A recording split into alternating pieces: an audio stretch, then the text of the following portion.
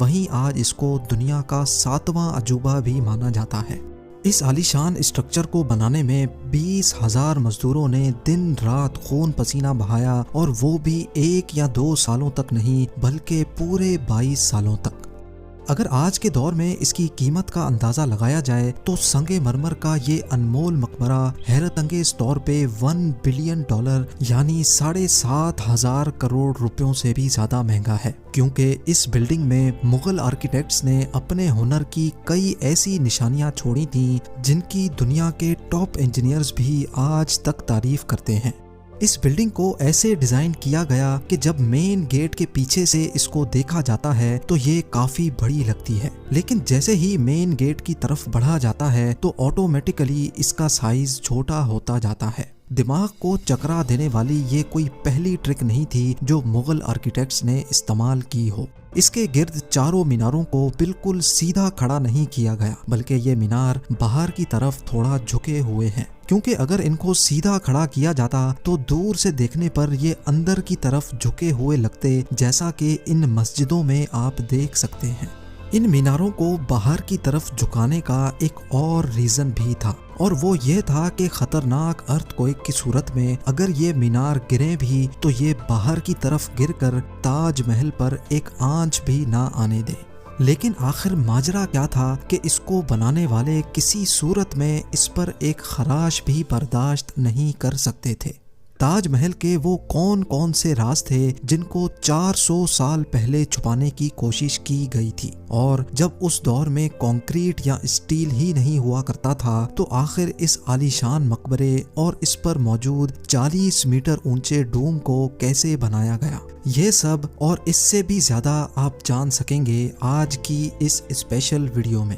ناظرین، یہ معاملہ اسٹارٹ ہوا تھا سن 1607 میں، جب انڈیا اور پاکستان کے اس خطے میں مغل امپائر کا ہولڈ ہوا کرتا تھا۔ اس دن مغل شہنشاہ کا سب سے چھوٹا بیٹا شہاب الدین محمد خرم 15 سال کا ہو چکا تھا، اور اسی کی سیلیبریشن کے لیے آگرہ فورٹ میں ایک عالی شان پارٹی رکھی گئی تھی۔ خرم مغل شہنشاہ کو سب سے زیادہ عزیز تھا، اسی وجہ سے اس کے ہر جنم دن پر اس کو ہیرے جواہرات اور سونے سے تولا جاتا تھا، یعنی جتنا وزن شہزادے خرم کا ہوتا تھا اتنا ہی خزانہ اس کے نام کر دیا جاتا تھا۔ لیکن اس جنم دن پر کچھ اور بھی خاص ہونے والا تھا۔ مغل شہنشاہ نے شہزادے خرم کی شادی اپنے ایک وکیل کی بیٹی کے ساتھ کر دی جس کو ممتاز محل کے نام سے جانا جاتا ہے۔ ممتاز اور خرم کو پہلے دن ہی ایک دوسرے سے بے انتہا محبت ہو چکی تھی، اور اس وقت یہ کسی کو بھی معلوم نہیں تھا کہ اس محبت کا بول بالا ہمیشہ کے لیے رہنے والا ہے۔ اگلے 10 سالوں تک شہزادے نے کئی جنگیں لڑیں اور ان میں بھرپور کامیابی بھی حاصل کی۔ اسی وجہ سے شہنشاہ نے خوش ہو کر ان کو شاہ جہاں کے لقب سے نوازا، جس کا مطلب ہے دنیا کا بادشاہ۔ شاہ جہاں کی ٹوٹل 6 بیویاں تھیں جو آگرہ فورٹ کے حرم میں ہی رہتی تھیں۔ ان 6 میں سے شاہ جہاں سب سے زیادہ محبت ممتاز سے کرتے تھے، اور یہی وجہ تھی کہ ان کا زیادہ تر وقت ممتاز محل کے ساتھ ہی گزرتا تھا۔ وقت تیزی سے گزرتا جا رہا تھا، اور 4 سالوں کے بعد یعنی 1621 میں مغل شہنشاہ اچانک چل بسے۔ شاہ جہاں جو پہلے ہی مغل امپائر میں خاصا فیمس ہو چکا تھا اور جو شہنشاہ کا چہیتا بیٹا بھی تھا، 1628 میں یعنی باپ کی موت کے 7 سالوں بعد اس نے شہنشاہ کی گدی سنبھال لی۔ پوری مغلیہ سلطنت اپنے نئے شہنشاہ سے بے حد خوش نظر آتی تھی۔ یہ وہ پیریڈ تھا جب مغل امپائر اپنے پورے عروج پر تھی، یعنی پورے انڈیا پاکستان کے ساتھ ساتھ افغانستان کے بھی کئی حصوں میں مغلیہ سلطنت کا راج ہوا کرتا تھا۔ سارے فیصلے شاہ جہاں خود کرتا تھا، جبکہ ممتاز محل پیچھے رہ کر شاہ جہاں کو مشورے دیا کرتی تھی۔ لیکن کسی کو بھی اس بات کا علم نہیں تھا کہ یہ خوشیاں عنقریب ماتم میں بدلنے والی ہیں۔ گدی سنبھالے ابھی 1 ہی سال گزرا تھا کہ ایک بار پھر سے مغل امپائر کو دشمنوں کا سامنا کرنا پڑا۔ اگلے 2 سال جنگ چلتی رہی اور شاہ جہاں کو اس جنگ میں بھی بھرپور کامیابی نصیب ہوئی۔ لیکن شاہ جہاں ابھی اس کامیابی کا جشن مناتے کہ ان کو ایک افسوسناک خبر سے آگاہ کیا گیا۔ ممتاز محل جو کہ شاہ جہاں کے 14ویں بچے کو جنم دے رہی تھی، اس کی حالت بگڑ گئی اور 17 جون سن 1631 کو وہ نہ چاہتے ہوئے بھی اس دنیا سے چل بسی۔ پوری مغلیہ سلطنت کا جشن دیکھتے ہی دیکھتے ماتم میں بدل گیا۔ یہ خبر جو شاہ جہاں پر آگ بن کر گری تھی، اس نے تو جیسے ان کی دنیا ہی ختم کر ڈالی۔ شاہ جہاں کی سب سے پہلی محبت اور ان کی سب سے عزیز بیوی ممتاز محل اس دنیا سے رخصت ہو چکی تھی۔ کہا جاتا ہے کہ اس غم کی پرچائی نے شاہ جہاں کو کالے اندھیروں میں دھکیل دیا تھا۔ اگلے 8 دنوں تک انہوں نے کچھ نہیں کھایا اور اگلے 2 سالوں تک نہ کوئی موسیقی سنی اور نہ ہی پرفیوم لگایا۔ ممتاز محل نے مرنے سے پہلے ایک آخری خواہش کی تھی۔ وہ چاہتی تھیں کہ ان کی قبر دنیا کے سب سے خوبصورت مقبرے میں بنائی جائے۔ اس ٹاسک کو اور ممتاز محل کی آخری خواہش کو پورا کرنے کے لیے شاہ جہاں نے اپنی ساری دولت اور پوری زندگی وقف کرنے کا ارادہ کر لیا۔ ممتاز کے گزرنے کے 6 ماہ بعد یعنی 1632 میں ہی تاج محل کی کنسٹرکشن کا کام شروع کر دیا گیا۔ قریب 20,000 سے بھی زیادہ مزدور، پتھر تراش اور کاریگروں کو پوری سلطنت سے اکٹھا کیا گیا۔ لشکروں کے لشکر شاہ جہاں کے حکم پر آگرہ بلوا لیے گئے تھے۔ کیونکہ ممتاز کی قبر یمنا ریور کے برابر میں موجود تھی، اسی وجہ سے اس جگہ پر دنیا کی سب سے خوبصورت بلڈنگ بنانا کافی مشکل ٹاسک تھا۔ ریور کے کنارے زمین کافی سافٹ ہوتی ہے اور اگر یہاں کھدائی کا کام کیا گیا تو پانی کا بہاؤ تاج محل کی فاؤنڈیشن کو بھی نقصان پہنچا سکتا تھا۔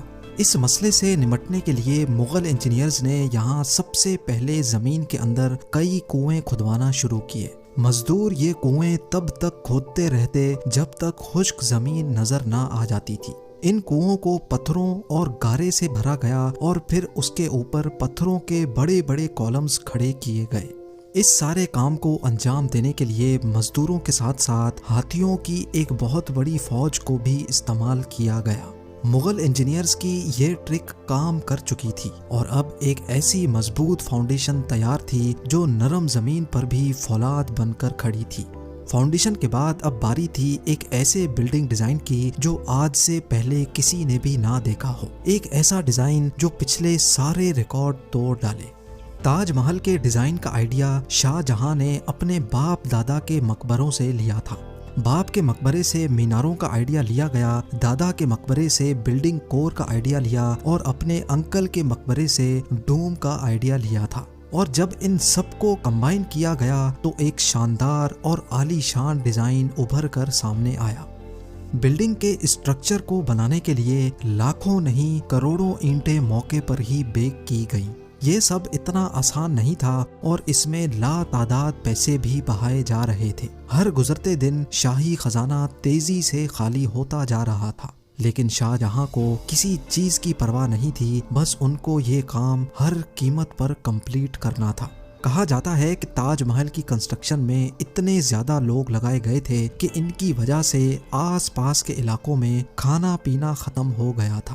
20,000 مزدوروں اور کاریگروں کی ڈیمانڈ پوری کرنے کے لیے شاہ جہاں نے آس پاس کے تمام علاقوں سے اناج آگرہ منگا لیا تھا۔ کئی سالوں کی محنت کے بعد بلڈنگ کا اسٹرکچر کمپلیٹ ہو چکا تھا اور اب باری تھی اس کو سنگ مرمر سے سجانے کی۔ یہ سنگ مرمر آگرہ سے 400 کلومیٹر دور راجستھان سے منگایا جانا تھا، کیونکہ یہاں کا مکرانہ ماربل آج تک دنیا کا فائنسٹ ماربل مانا جاتا ہے۔ شاہ جہاں نے تاج محل کے لیے پورا مکرانہ ماربل ریزرو کر لیا تھا، یعنی جب تک تاج محل کی ڈیمانڈ پوری نہیں ہو پائے گی تب تک کسی کو بھی یہ ماربل خریدنے کی اجازت نہیں تھی۔ 1000 ہاتھیوں کی مدد سے ہزاروں ٹن وزنی ماربل راجستھان سے آگرہ منگایا گیا۔ تاج محل کا یہ خوبصورت ڈوم اتنا بڑا ہے کہ اس کا اندازہ صرف آنکھوں سے دیکھ کر ہی لگایا جا سکتا ہے۔ آج کل اس طرح کے ڈوم بڑی آسانی سے اسٹیل اسٹرکچر پر بنائے جا سکتے ہیں، لیکن 400 سال پہلے 40 میٹر اونچے ڈوم کو بنانے میں ان کے پاس صرف پتھروں کا ہی سہارا تھا۔ اس ڈوم کو بنانے میں مغل انجینئرز نے جو اسٹریس کیلکولیشن کی تھی اس کی آج کے انجینئرز بھی بہت تعریف کرتے ہیں۔ تاج محل کی فنیشنگ کے لیے اس کو پیٹرا ڈورا یا پرچن کاری سے ڈیکوریٹ کیا جانا تھا۔